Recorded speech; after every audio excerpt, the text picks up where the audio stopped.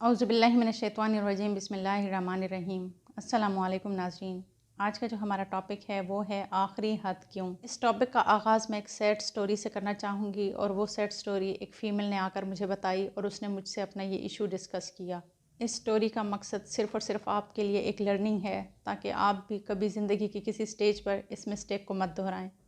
उस फीमेल ने कुछ इस तरीके से अपनी स्टोरी शेयर की कि मेरी शादी हुई, मेरे हस्बैंड और मेरे यहाँ तकरीबन 5 साल तक कोई बच्चा नहीं हुआ था, यानी कोई औलाद नहीं हुई थी। तो बड़ी मुश्किल से तकरीबन 5 साल के बाद हमें अल्लाह ताला ने औलाद की नेमत दी और हमारा बेटा हुआ। बहुत खुशी खुशी हमने उसके लिए एक नाम तजवीज़ किया और वो था जाहिद। और हमारी कोशिश थी कि हम अपने बेटे की अच्छी तरबियत करें। जाहिद जब 5 साल का हो गया तो मुझे फ़ील हुआ कि उसकी तबीयत बहुत डिफरेंट है। जब वो दूसरे बच्चों के साथ खेलता है तो वो उनके साथ जल्दी से घुल मिल नहीं जाता और वो बहुत डरपोक है, वो बहुत शाय है, सेंसिटिव है और इमोशनल है। तो उस फीमेल ने कहा कि मैंने यही बात अपने हस्बैंड से डिस्कस की और मैंने कहा कि मैं जब इसको दूसरे बच्चों के साथ खेलते हुए देखती हूँ तो मुझे काफ़ी डिफरेंट लगता है, बहुत शाय, डरपोक, इमोशनल, सेंसिटिव।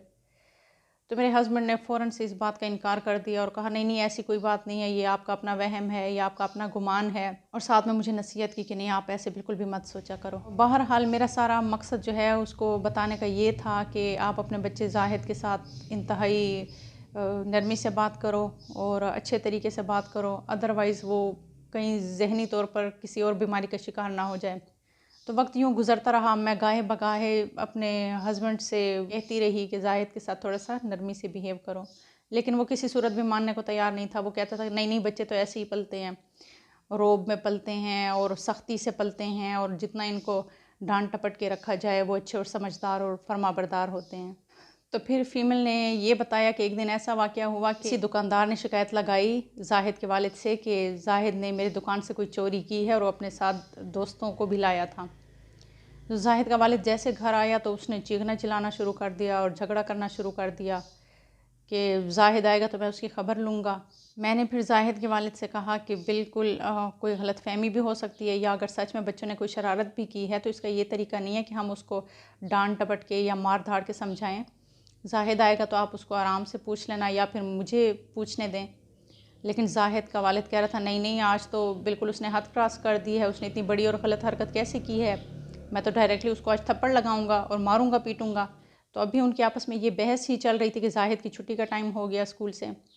अब जाहिद जैसे ही दरवाजे पे पहुंचा तो उनकी ये वाली बहस सुनकर थोड़ा सा डर गया और वो घर में उसने इंटर होना सही नहीं समझा और वो बाहर ही बैठा रहा। उसने सोचा कि थोड़ा सा ये गुस्सा ठंडा हो जाएगा वालिद का तो फिर मैं अंदर जाऊंगा। तो जब जाहिद ने फ़ील किया कि मेरे वालिद का गुस्सा ठंडा नहीं हो रहा तो वो वहीं दरवाजे पे इस साइड पे बैठ गया।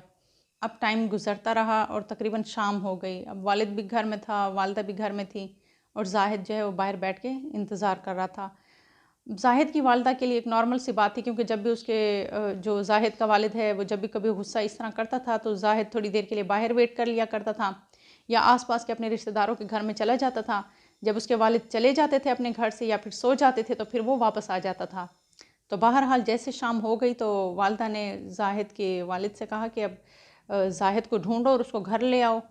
तो जाहिद के वालिद ने कहा कोई बात नहीं है, आसपास के रिश्तेदारों में गया होगा, ये आज उसकी लर्निंग का दिन है, उसको अच्छी तरह से समझ आ जाए कि मैं बहुत ज़्यादा खफ़ा हूँ, मैं बहुत ज़्यादा गुस्सा हूँ। तो आज के दिन अगर वो घर ना ही आए तो बेहतर है, बस वो कहीं आसपास के रिश्तेदारों के घर सो जाएगा और सुबह फिर मैं उसको ले आऊँगा। ज़ाहिरी बात है एक वालिदा का दिल तो इस बात पे नहीं मानता, लेकिन हमारे कल्चर के मुताबिक औरत को वही करना पड़ता है जो उसका हस्बैंड कहता है, अदरवाइज़ फिर और ज़्यादा मसला बिगड़ता है। बहरहाल माँ इनसिक्योर फ़ील कर रही थी और वो अपने बेटे के लिए बहुत ज़्यादा परेशान भी थी। तो जाहिद को जैसे फ़ील हुआ कि आज ना तो माँ दरवाज़े पे आ रही है, ना उसको उठा के लेके जा रही है अंदर, ना उसको कोई मनाने आ रहा है, तो वो जो है अपने घर के दरवाज़े पे स्कूल का बैग छोड़ के चला गया। अच्छा जैसे ही सुबह हुई अर्ली मॉर्निंग तकरीबन तो काफ़ी ज़्यादा शोर हो रहा था सड़क पे। तो जाहिद का वालिद जो है वो भी देखने गया कि आखिर ऐसा क्या हुआ है कि काफ़ी ज़्यादा शोर है, वो भी अर्ली मॉर्निंग। जाहिद के वालिद ने देखा कि बहुत सारे लोग इकट्ठे हुए हुए हैं और बीच में कोई लाश पड़ी है किसी बच्चे की। अब सारे लोग देख रहे हैं उस लाश को और कोई पहचान नहीं पा रहा कि किसकी लाश है। तो जाहिद के वालिद ने देखा कि जो बच्चे के शूज़ हैं ये वही वाले शूज़ हैं जो उसके चचा उसके लिए लाए थे। اس نے چیخ چیخ کر بولنا شروع کر دیا اور ہجوم کو ہٹانا شروع کر دیا، اور اس نے کہا کہ یہ میرا بیٹا ہے، یہ میرا بیٹا ہے، یہ زاہد ہے۔ تو اس ٹائم زاہد کے والد کو شدت سے احساس ہو گیا کہ اس نے زاہد کے ساتھ غیر انسانی رویہ اختیار کیے ہوئے تھا، اور اس کا بیٹا جو ہے بہت ہی ایموشنل تھا، ڈرپوک تھا، شائع تھا، مطلب وہ ساری چیزیں جو اس وقت وہ نہیں مانتا تھا، اس کو اس سٹیج پر یعنی زاہد کی موت کے بعد اس کو اپنی ساری غلطیوں کا احساس ہو گیا۔ اب ناظرین، یہاں پر سوال یہ پیدا ہوتا ہے کہ زاہد کے والد کو اس کی غلطیوں کا احساس دلانے کے لیے کیا زاہد کی موت ضروری تھی؟ کیا زاہد کی زندگی میں اس کو یہ احساس ہونا مشکل تھا یا ناممکن تھا؟ کیا والد کے زاہد سے ریلیٹڈ احساسات اور نظریات بدلنے کے لیے اتنی بڑی قربانی کی ضرورت تھی؟ کیا باپ کی نظر میں اپنی بے گناہی ثابت کرنے کے لیے اتنی بڑی قربانی کی ضرورت تھی؟ آخر کیوں جب زاہد اپنی زندگی کی آخری حد کو پار کر چکا تب ہی اس کے باپ کو احساس ہونا ضروری تھا کہ وہ نیک ہے، وہ حساس ہے، وہ سمجھدار ہے، وہ فرمانبردار ہے؟ آخر کار وہ ان ساری حقیقتوں کا اعتراف زاہد کی زندگی میں کیوں نہ کر سکا؟ اگر زاہد صحیح سلامت زندہ صبح اپنے گھر واپس آتا تو کیا اس کا باپ اس کو گلے لگاتا؟ کیا اس کے باپ کو اعتراف ہوتا کہ میرا بچہ ٹھیک ہے؟ وہ ویسا ہی اس کے ساتھ رویہ رکھتا جیسا کہ وہ پہلے سے رکھتا آ رہا ہے، اور زاہد کی اگلی رات گزشتہ رات سے زیادہ کرب والی اور خوفناک ہوتی۔ روزمرہ کی زندگی میں بھی تو یہی کچھ ہوتا آ رہا ہے، لیکن مختلف شکلوں میں۔ ہم ہر شخص کو تب تک آزماتے ہیں، تب تک تکلیف دیتے ہیں جب تک وہ اپنی زندگی کی آخری حد نہیں کراس کر لیتا۔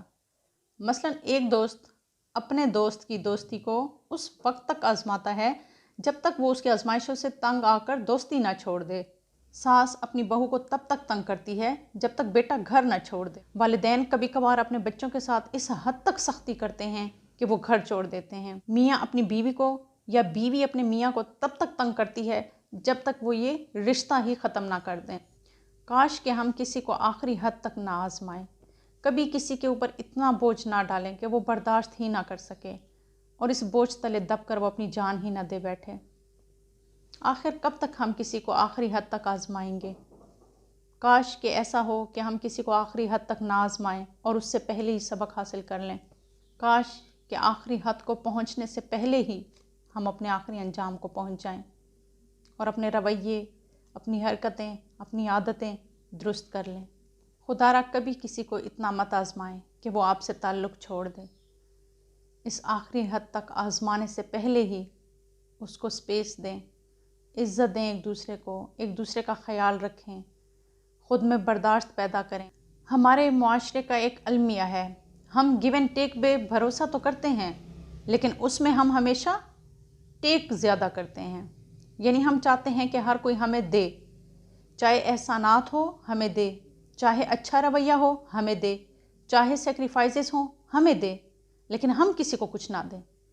گیو اینڈ ٹیک پہ تو بھروسہ رکھتے ہیں لیکن گیو پہ نہیں رکھتے۔ اگر ہم گیو پہ بھروسہ کرنا شروع کر دیں تو ہماری زندگی کے 90% مسائل خود بخود حل ہو جاتے ہیں۔